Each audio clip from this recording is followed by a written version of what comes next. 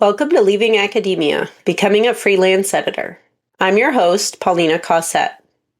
Today on the podcast, I'm talking with Becky Launder, co-owner of Oh My Hi, an all-in-one platform that helps new business owners create a website, save data on clients and inquiries in a CRM or customer relationship management platform, and stay in touch with your audience through email marketing.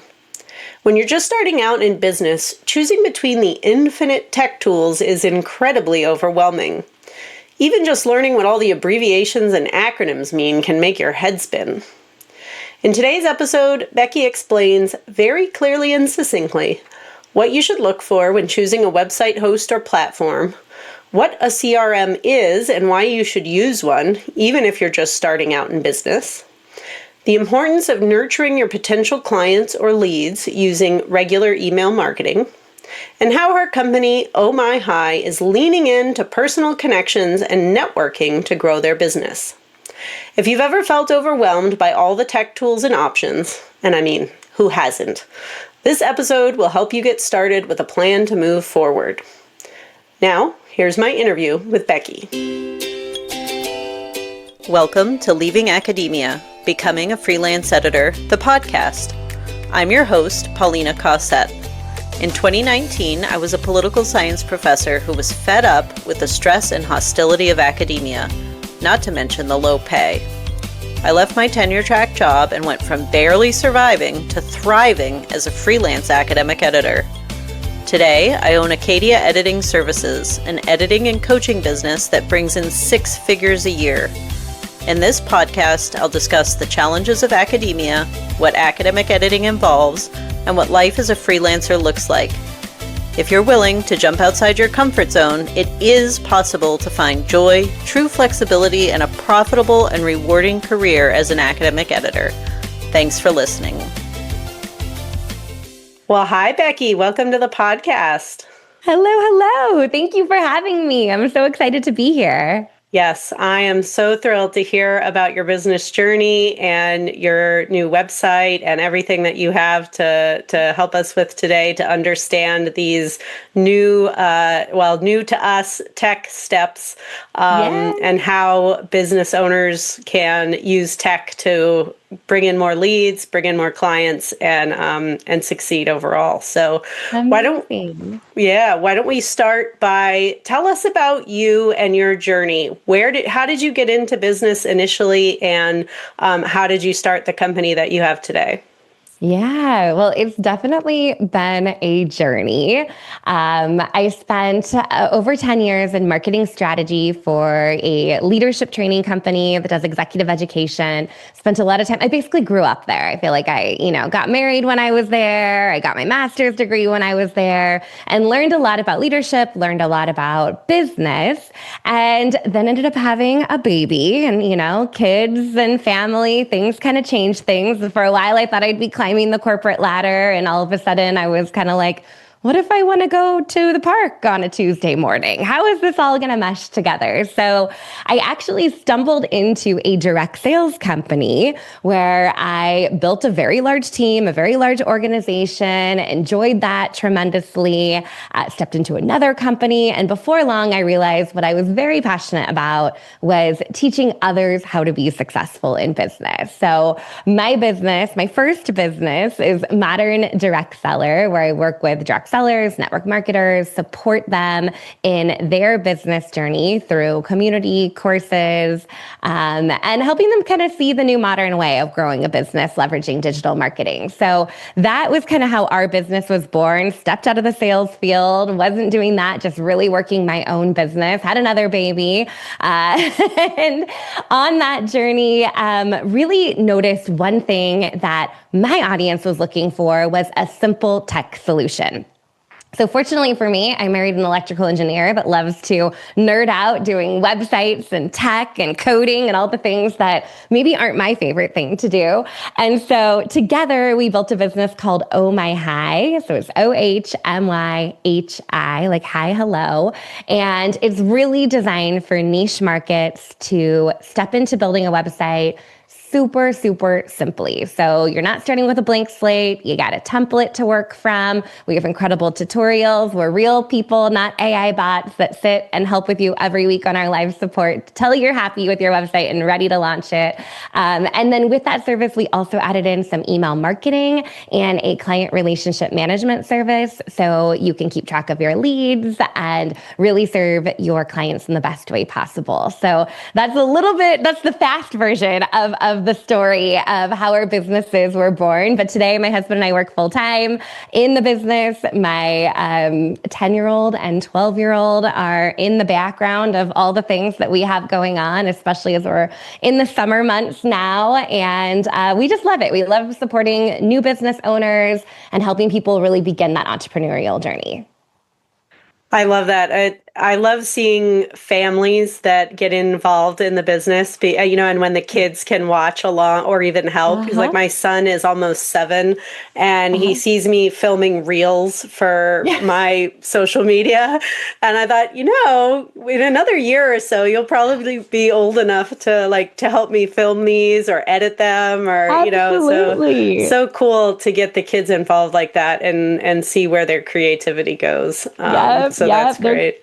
Coming to conferences with us this summer, and my 12-year-old daughter definitely wants to be our social media manager. So we'll see how things go this summer. Some of her ideas are a little off the wall, but we'll give her a shot. And my son, I'm like, how about you take the trash out in the bathroom upstairs? That really helps the business run smoothly. That's true. Everything is important. It is. So, it sounds kind of funny, but one of the biggest challenges that people who come into my program, becoming an academic editor, one of the biggest challenges they face initially is figuring out which company to go with to host their website. And so there's WordPress and Wix and Squarespace, and it's like, I think such a great example of that overwhelm that we face as business owners with all these different options. And it's so hard to choose. And how do you compare them? And, I've watched countless videos on YouTube of comparison videos of all these different platforms, and I come away still confused. And so I love that you've created this all-in-one platform because it sounds like it's very easy to use. It's built for somebody who's new to business, and you've got everything you need right there. So why don't we go through each of these 3 components that you mentioned, the websites, the CRM, and the email. And maybe you can tell us about what does each of those things do, and why should a service-based business owner like an editor or a coach, why should they use them? So let's start with the websites. What does that involve? Yeah. So the website itself, you really want working for you in the background. So as much as we want it to be aesthetically looking lovely, we also want to make sure that we have good content on there and we're using our website strategically. So there's a clear call to action. So anyone that's landing on your website really knows what they need to do next, right? What's the next step that you can take them through? Is it, requesting a proposal or booking an appointment or purchasing a product, right? So really, when you're thinking about your website, you want to make sure that it is designed in a way that's going to serve you and then serve anyone that's landing on that site. So a couple things to think about. One would be the template that you're using. So no matter what platform you pick, you're probably starting with some type of template. Even if you're using WordPress, you can purchase a template and install that template. So you want to make sure that it looks good, but you also want to make sure that you have the flexibility you need within that template. Because I've seen time and time again, somebody grabs a beautiful template, then there's a section that they're like, oh, I don't really need this section. How do I make it go away? Or, oh, this is missing something for me. I need to add something. So we really love a simple, easy to use drag and drop page builder. So when you're thinking about the sections on your page or the rows or the columns or the photos or the text blocks, that you can just drag in what you need, update that text or add that photo, and it's simple and easy for you to maintain. Now, of course, you can go hire a web developer and you're going to spend upwards of $5,000 for somebody to custom design your website. But I think especially as a new business owner, something that we're not always thinking about is that we do need the flexibility to grow and evolve, right? Your business is probably going to look dramatically different in 12 to 18 months than it is on day one. So when you're picking a platform, I would definitely be thinking about where you have flexibility, both in the design and in the content, and the ability to make changes on your own without having to go back and pay another $700 to add a section, or $500 to update the footer, or $300 to add the embed code for something else on your site. So being able to maintain it yourself and getting that knowledge under your belt, I think, is really important as well. So that's a little of what I would be looking for with the actual website.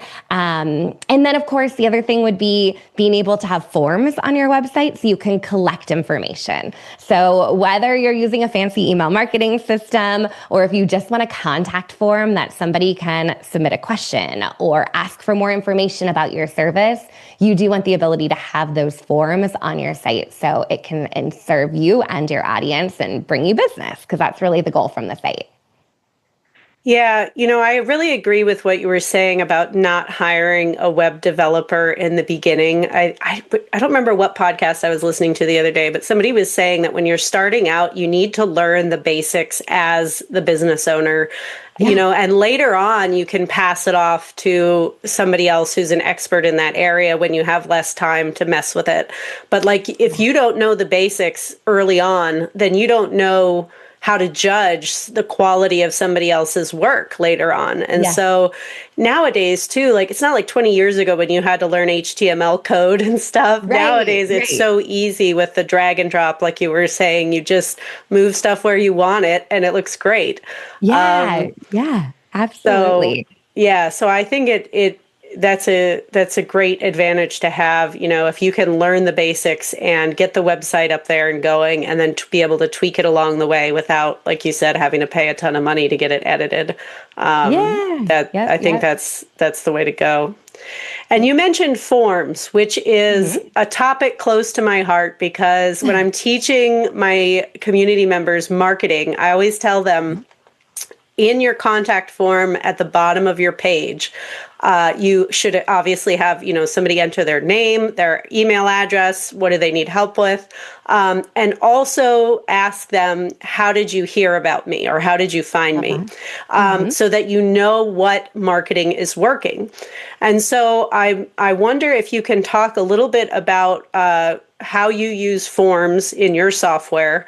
And then maybe tell us what exactly is a CRM for somebody who has never worked with one before.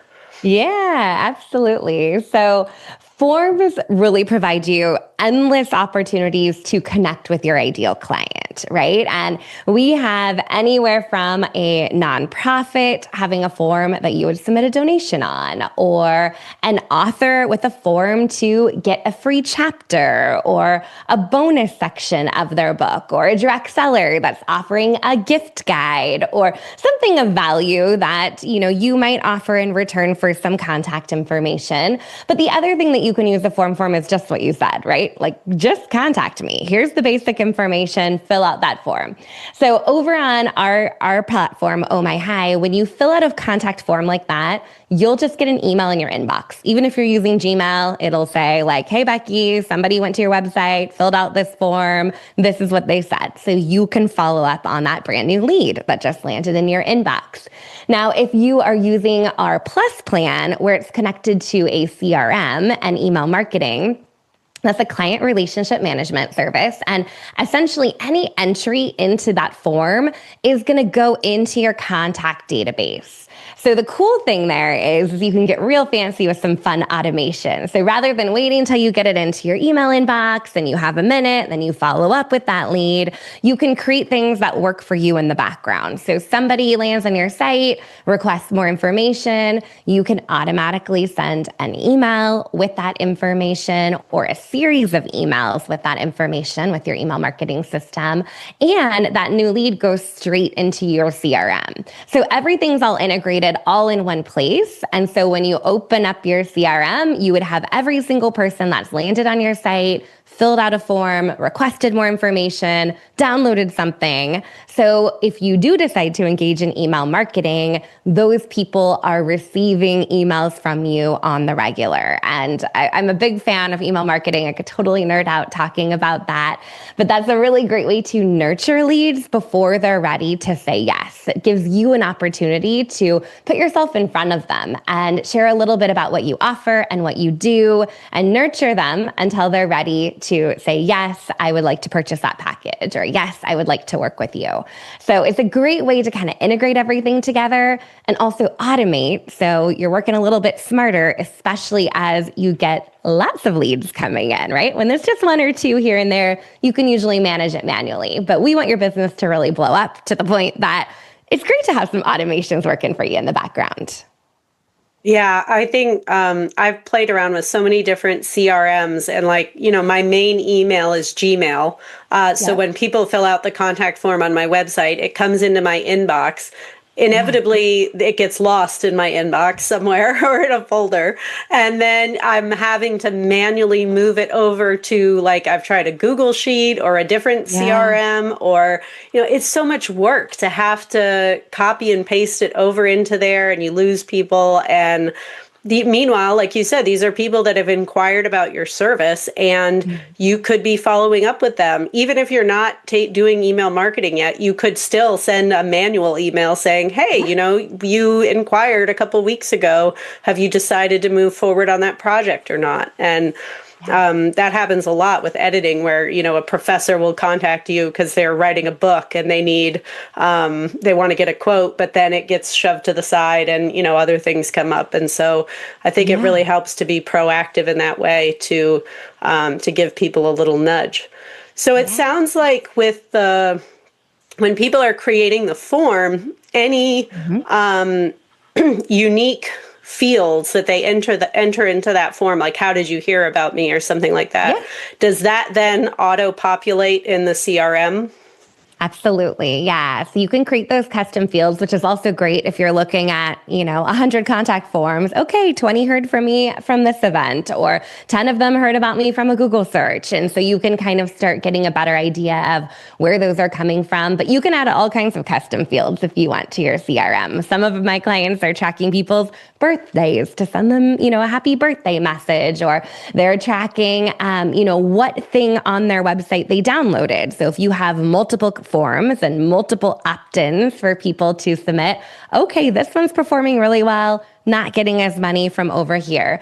Or once your list really begins to grow, I know for me, it's fun to even look back to some of my early subscribers and think, oh my gosh, they heard about me at this date and it took this long before they made a purchase. So you can track some of that data there, or just see what's performing well, where people are coming in from. We just did a survey to our audience, and those were all custom fields in our CRM. So we know what stage of business people are at. That's all going to equip you with more information about who your clients are. So you can segment them into different groups if you'd like, or you can just better serve them individually. So essentially, then what I'm hearing is a CRM is a spreadsheet or a database where each row is someone who's inquired or hired you, an inquiry or a client, along with whatever data you decide to collect on them. So to anyone out there who is skeptical or feels like they don't need to do this just yet, they're just starting out, they only have a handful of inquiries, what is the advantage to this new business owner of starting now with this sort of thing? And I know the answer to this because I've experienced and learned the hard way. But what do you think? If you're talking to somebody who's brand new in business, why should they set something up like this now instead of waiting until they have 100 or 150 inquiries down the road? Yeah, backtracking can feel really hard, right? When you're going back to previous lists or trying to kind of figure out where did that come in from. So if you create that really strong foundation when you're getting started, it's just going to continue to grow with you as your business grows, right? So is it required? No, but is it going to help you down the road when the number of leads that you have and the number of inquiries and the number of contacts you have becomes not so manageable manually? And I think the other cool thing is it does take a while for some people to convert, as you mentioned, right? Like somebody will request something, life happens, business happens, things come up, they loop back, 6 months later, a year later. So if you have all of those contacts in your CRM and you're nurturing them and staying in front of them, you're going to be top of mind when they're ready to say yes and ready to move forward with that project. And it's going to be a lot easier for you to keep track of who needs a little nudge or who do I need to follow up with. In the CRM, there is a section where you can add notes in. So if you do have an initial meeting or you have some additional data that you want to drop in, their website, their details about what their project is like, you can always put that in there. So everything is literally under one umbrella, under one roof, and you're not having to go to 10 different places to search to try to remember where that thing came in or what that person's name is or when it was time to follow up with them. So that can really, really serve you and your business down the road.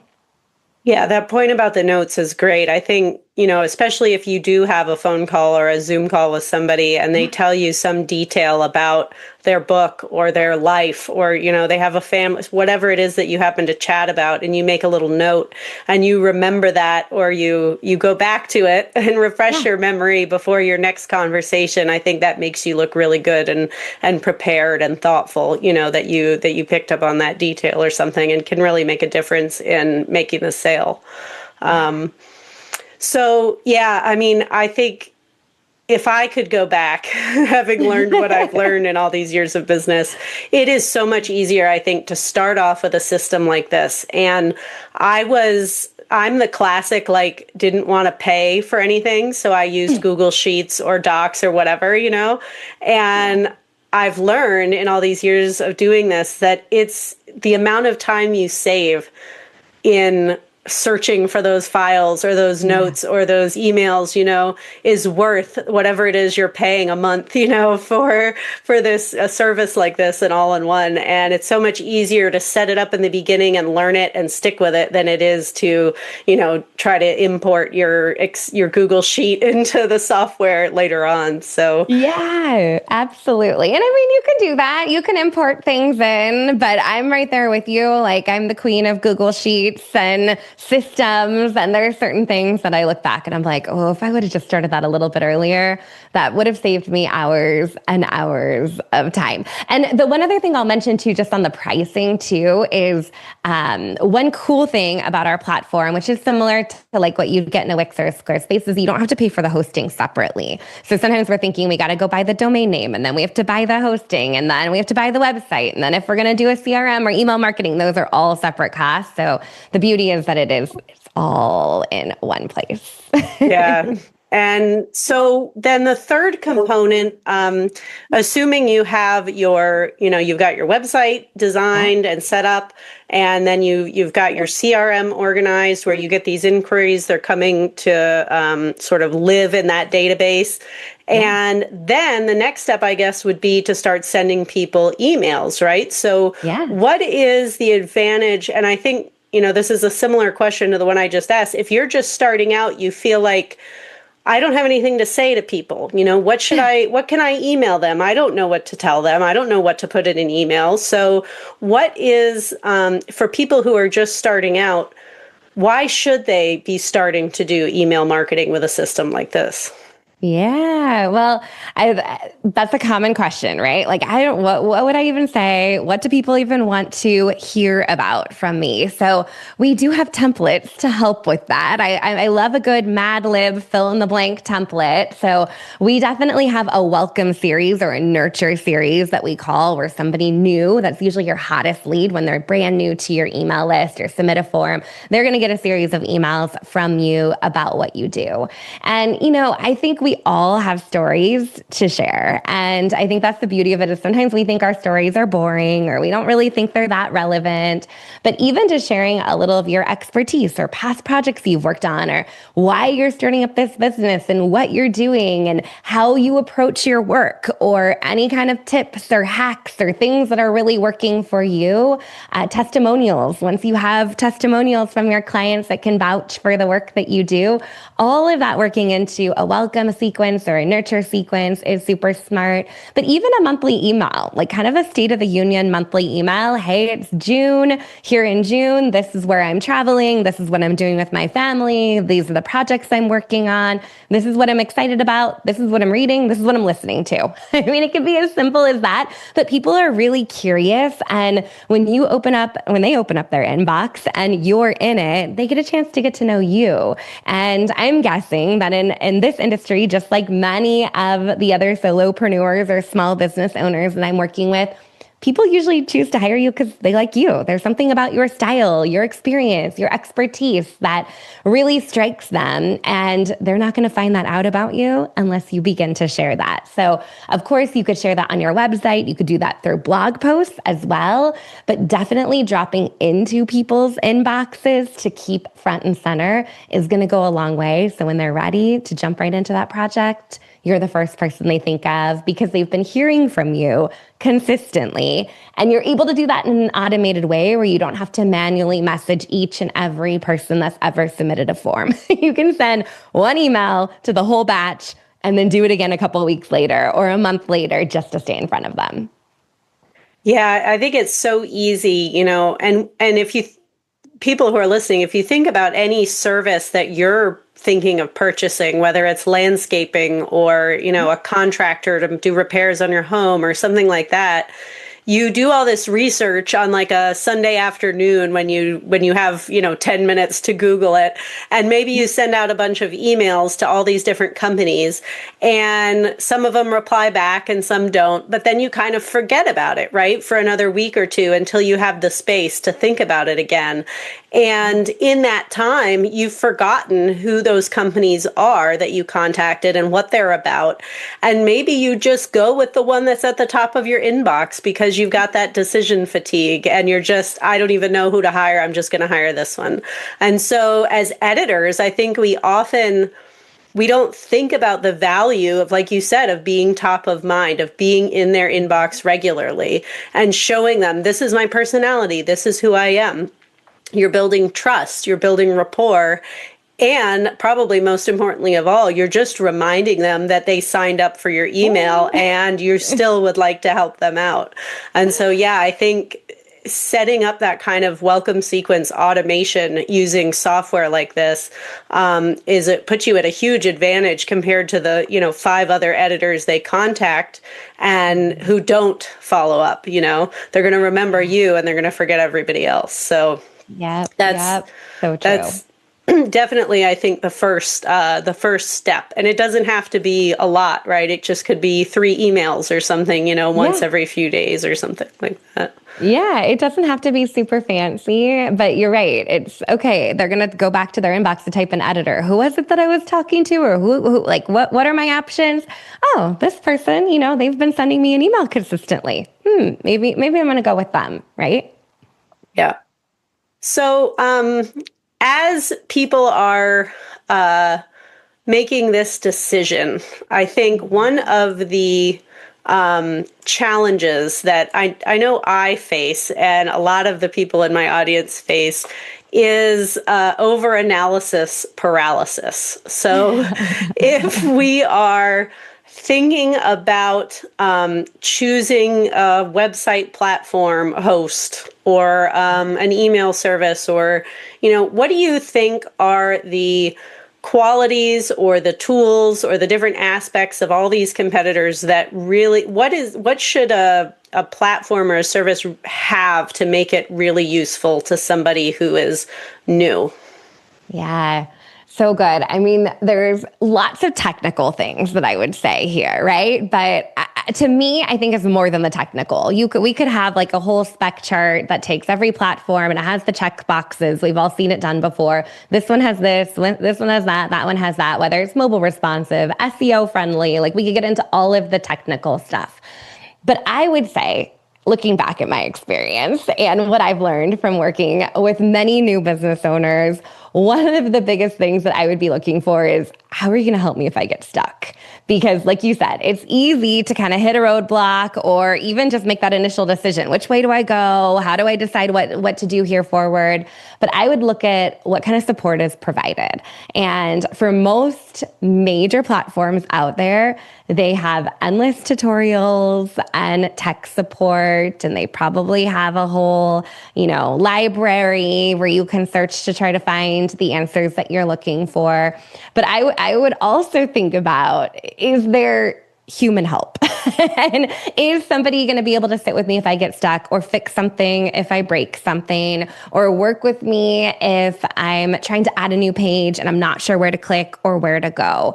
So that would be one thing that maybe isn't on the charts when it comes to what options are available. But what kind of support are you going to need? And then again, do you want to do it yourself and figure it all out on your own? Do you want to kind of do it with someone where they can support you in that process? Or do you want to completely hire somebody else to do it, which we kind of already talked about might not be the best solution as you're first getting started, because you're probably gonna have multiple iterations of your website. So I would think a little bit of, how tech comfortable am I? Can I figure it out on my own? Or do I need a little bit of hand holding along the way, or a little support if I run into maybe a hiccup here or there? Those are a couple things I'd look for.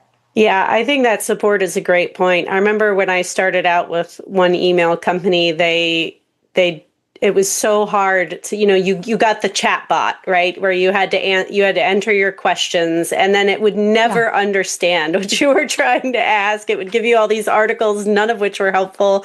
So then you go to YouTube and see like, oh, maybe somebody else has posted about this. And before long, it's like 2 hours later and you've accomplished nothing and you're frustrated and angry. And so I think you said that you guys do Zoom calls. Is that right? We do. Every week we do live support, and our teammate Lisa runs those, and she's probably the most patient human on earth. She literally, and a lot of times she's like, that's a great question. Let me show you how to do it. You do it on your computer and you screen share so you know where to click and you know where to go. But we also do, if you have a question or you're stuck on something and you can't wait till the next live support, just email us. And a lot of times we'll just fix the problem for you and record a video to show you how to do it next time, versus sending you down a 78-step process of how to go make the change that you're looking to do. So that is one thing that I think really differentiates us, because it is kind of boutique level support. We're not going to leave you hanging. The reality is, your people don't want to be spending time on a website, and we get that. We get that you want to do what you do best, and you don't want the website to become your full-time job. It should be supporting you, and so you can lean into your expertise and you're not having the tech headache of trying to figure out how to do things, or watching the YouTube tutorial and then Googling and then ChatGPTing and doing all the things to try to figure it out. We want to be those people that are like, hey, we got you. Like, let's get this fixed. Let's keep you moving forward so you can get back to doing what you love to do. Yeah, that's hugely helpful, because it is such a headache to try to figure out all that stuff, and you burn off all your energy. Too. Yes, it is. It's a lot of spun up energy when you could be channeling that to getting new business and getting new leads. So I'm curious, we were talking before we started recording about how you started developing this software a few years ago, but you've really in the last year opened it up to a wider audience. And so I'm curious, as a relatively new product/service, how are you guys marketing yourselves, to get your brand name out there and to build an audience for this new platform? Yeah, no, I love this question. And to be honest, it's a little bit of everything right now. We're in the early stages of having a new business. And yes, we've built one really great business. So this isn't our first rodeo. But at the same time, it does feel new and it's different than what we've done before. And we're reaching different audiences. So some of the things that we are doing and trying, and we're definitely gonna use our own platform and do what we're sharing with others works as well. So we have an email form where you can opt in and get 5 web pages that every small business owner needs to have and what to say on them. So we have a download and we have a strategy to bring in leads through that download. We have a demo video, and that's another place that we can send people so they can learn more about it. We did a live workshop, how to build a website that works for you when you sleep, that we invited people to. But one of the biggest things that we're doing differently this time around than in our first business is that we're really leaning into partnerships, and we're really leaning into our network and the relationships that we have built with people that know, like, and trust us, and working in partnership with them, leveraging an affiliate program. So that's really new and exciting for us, that we're able to not only serve a bigger audience, working with authors, working with health and wellness providers, working with nonprofits, working with lots of different niches. But we're going to market based on those relationships we've made, where we're like, hey, let's do a live together. Let's do a podcast together. Let's connect over here and share this with your people. So that's been really fun, but also a little challenging, because we're learning, okay, if you're an author, like, we can't talk AI world with you over here. Like, okay, your questions, if you're a lactation consultant, is all around local SEO and visibility in your neighborhood. All right, like, if you're a nonprofit, you're really focused on optimizing for donations and tapping into other donation tools you're using on your site. So we're definitely learning a lot in the process about each audience that we're working with and what their unique needs are and how we can best serve them. But I think the other thing that we've really learned is that we're kind of just going for it. And there's some things that are working really well, and there's other things that just are falling flat. and we're okay with that, and doing things maybe a little bit more messy or a little bit less than polished than we have in the past, where we wanted to dot every I and cross every T and have everything perfectly buttoned up before we even made a peep about it publicly. Now we're like, all right, let's just do it. Let's see how it goes. And we're going to iterate and tweak and change until we get it right. So it's been a really fun journey so far, plus kind of balancing both the businesses, but that might be a whole nother podcast episode.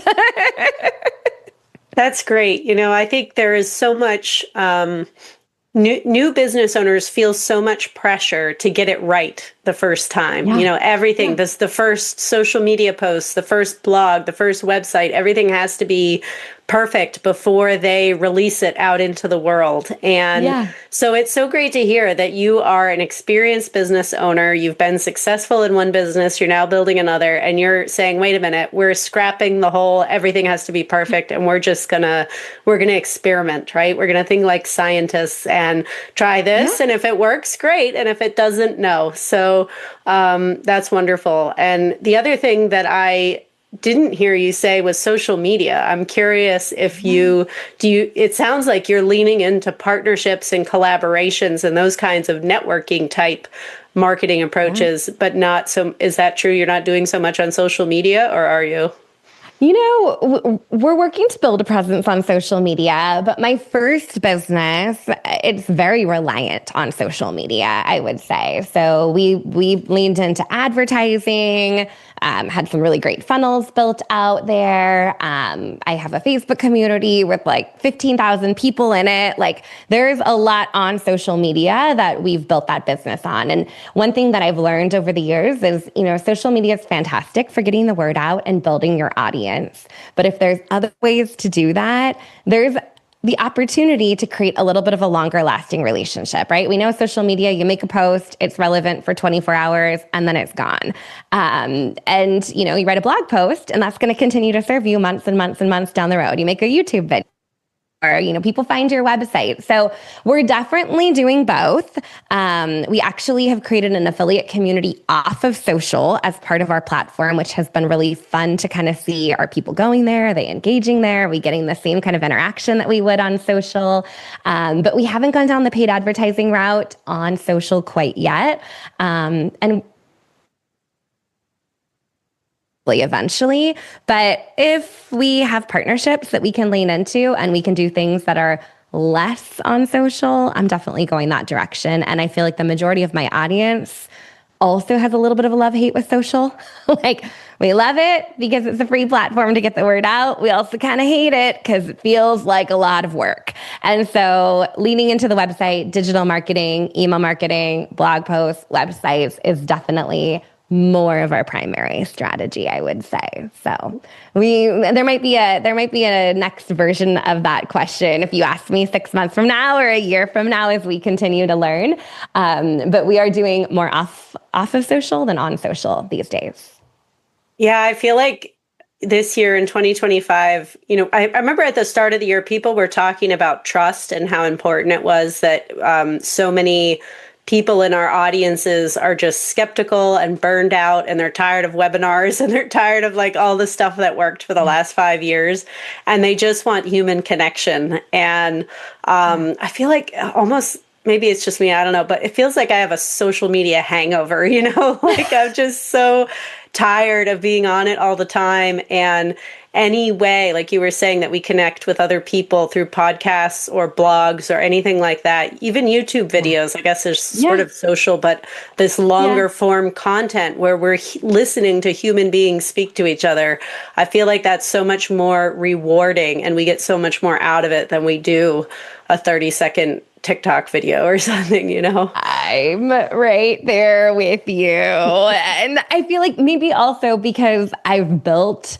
on social for so long, I'm with you. I don't know if it's hangover, if it's burnout, or if it's just like, what is happening to the algorithm these days? But this is not what I signed up for. So we got a presence on social. We do have a Facebook community for user support. So if people have a quick question, they can go pop it into that group and they can get a quick answer. But in terms of marketing, we're doing a lot less on social. And I think it's more fun to have that human connection. And that's really one of our core values that we've built this platform on, that you're not going to get a chatbot. You're not going to get some crazy AI article. You're not going to get the 47-step process of how to update the header on your webpage. Like, just email us and we will give you the answer. We will help you because we're real humans. So trying to kind of embrace that in our marketing strategy too. Well, that's great. Thank you so much, Becky, for being here. And I will include all your links and contact info in the show notes. But tell us, what is the best way if people want to learn more about Oh My High? How should they get in touch with you? Absolutely. Well, you can head over to ohmyhigh.com. There is that freebie, 5 web pages every small business owner should have and what to say on them. But if you're listening and you're like, I don't know the difference between hosting and a domain name and Wix and Squarespace and Oh My High, and I'm just trying to figure this out. Honestly, just shoot us an email. We'd love to hear from you. hello@ohmyhigh.com. And we'd be happy to answer any questions you have and help you kind of navigate through this process, because I know that it can feel really overwhelming and it doesn't have to be. So shoot us an email. We'd love to chat. I love that. Thank you, Becky. This has been so helpful.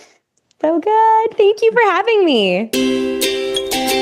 If you're unhappy in academia and you think you might be a good editor or writing coach, check out my course, Becoming an Academic Editor. This digital course is paired with a 12-week group coaching program to support you through your decision to leave academia or not, and to start building a profitable and rewarding academic editing business. Learn more by going to acadiaediting.com/become an editor. Thanks again for listening. I'll see you next time.